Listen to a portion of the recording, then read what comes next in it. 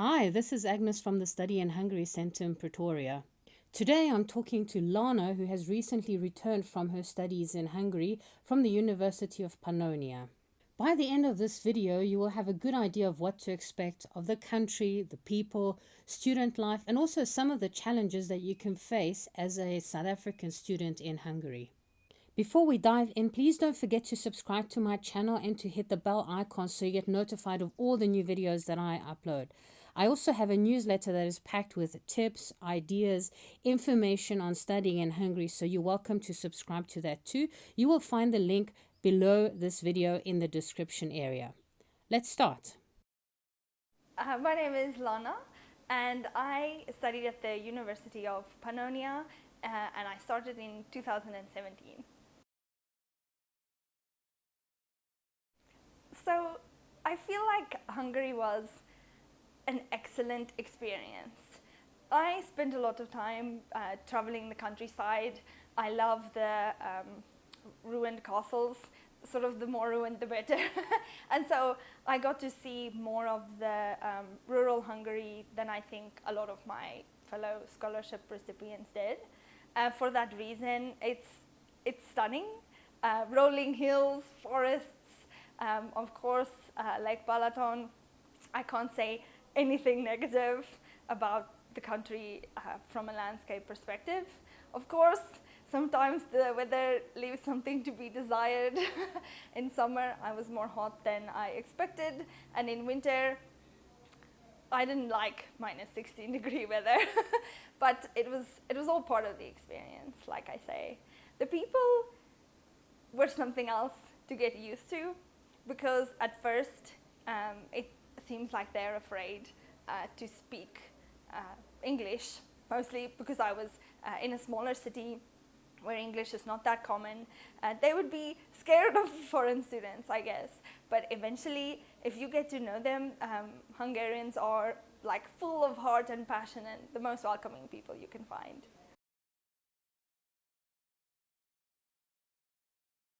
I completed my studies at the University of Pannonia, or Pannon in the city of Veszprém, and I studied at the Institute of Environmental Engineering.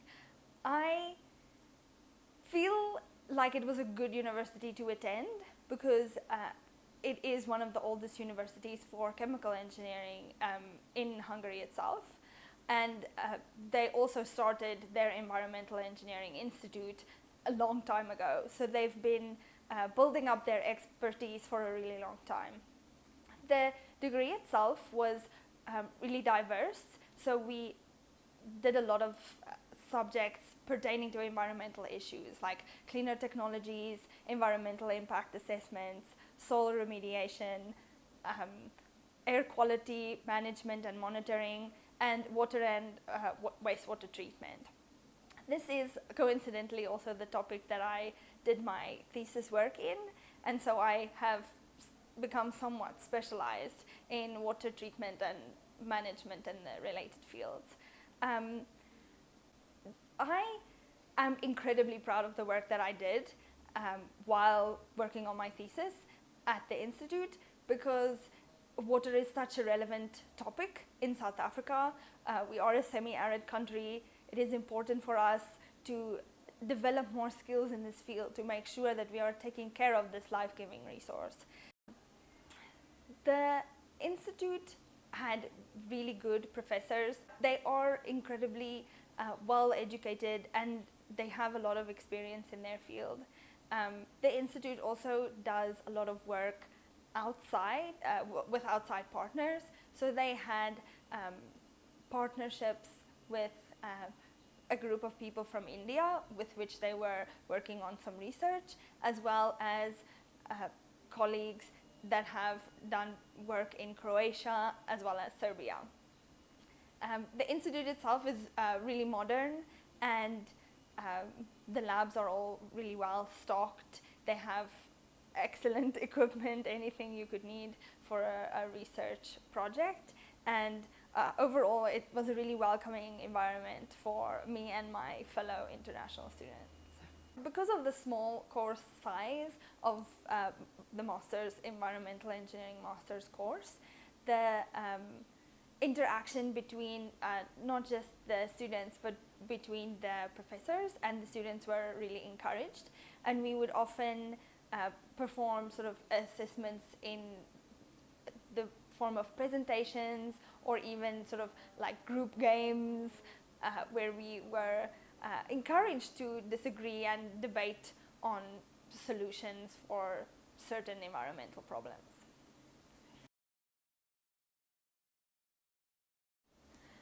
So I have to admit, probably the largest challenge that I personally, and I'm sure my peers also faced, is the fact that lots of Hungarians speak English, but they're ashamed about it. And so, although I think they get embarrassed to make a mistake, and so that can make them appear as very standoffish and occasionally plain rude.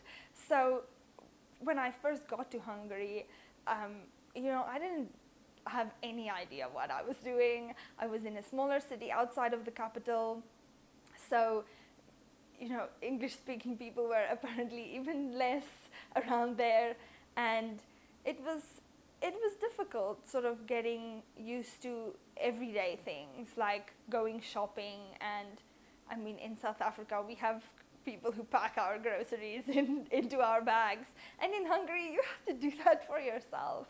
So just adapting to those small little lifestyle things, as well as this language barrier, was difficult at first. Those quirks are what has made Hungary stand out to me, because I managed to sort of overcome this difficulty.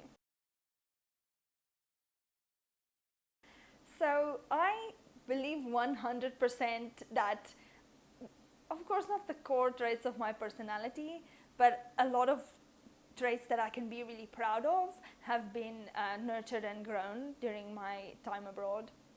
I used to be a bit of a wallflower, and I used to be, scared to do things and do them alone.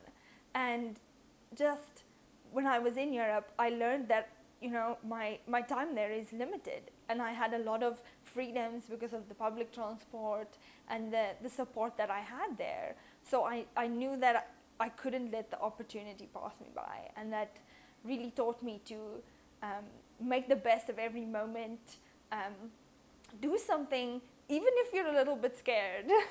I mean, not stupid things, obviously, but it's okay to feel afraid and do the thing anyway. Before we press on, real quick, do you feel you're getting good information in this video? If yes, please write yes in the comments below.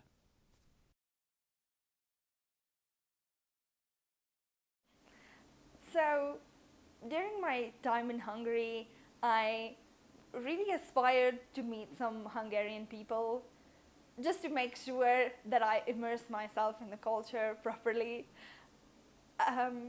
I did this by joining a folk dancing club, actually two folk dancing clubs.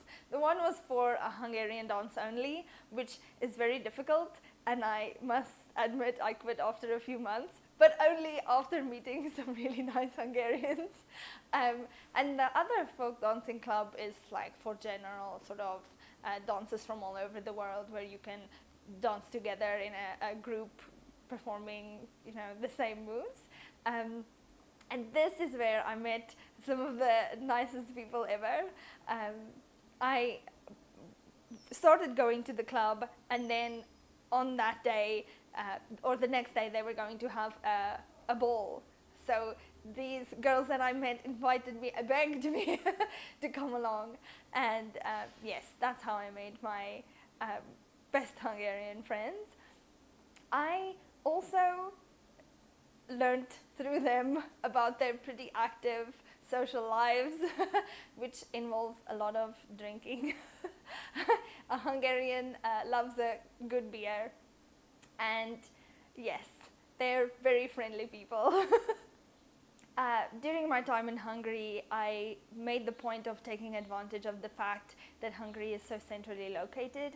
so I could travel to other European countries.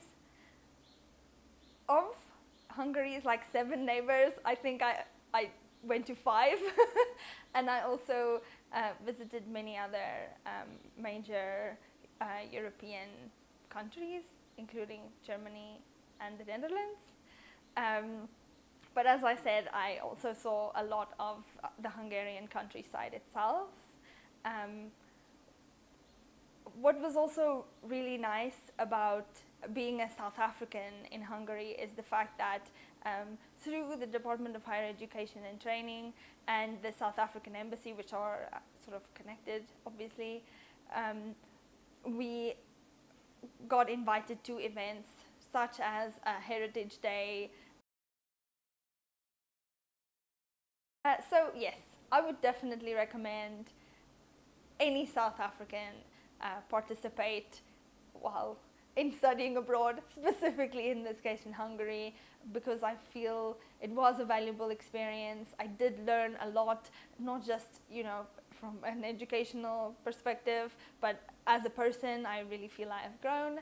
I think my only recommendation would be that if you are in matric and you are considering studying in Hungary, you make sure that you are mature and independent. Lana studied in Hungary through the Stipendium Hungaricum scholarship program offered by the Hungarian government. The provisions of the Stipendium Hungaricum scholarship program include full tuition, accommodation, monthly allowance, and medical insurance. There are currently over 60 countries all over the world participating in this program, including South Africa. There are several courses offered within the Stipendium Hungaricum scholarship program from various fields of studies and also various levels of studies. For South Africans, all the courses that are offered are taught in English language. Besides scholarships, Hungary also offers self-financed courses and is becoming an increasingly popular destination among study abroad students because of the affordability of the cost of living and the tuition. If you're a South African student who is looking to get a high-quality European degree at affordable cost of living and tuition, and you're interested in studying engineering, social, natural science, business, communication, economics, medicine, agriculture, architecture, computer science, the list is long. If you're interested, get in touch with me today and let's discuss your options. Here's a fun fact: you can even get a British business degree issued by the University of Buckingham in finance, HR, marketing, or even an MBA at the International Business School in Budapest. It's really cool, right? So you get to study for a fraction of the fee that you would have to spend if you were living and studying in the UK. If you found this video useful, please don't forget to subscribe to my channel as I'm uploading content on a regular basis. Also, if you know anyone who would benefit from the information in this video, don't forget to share it with them. Thanks.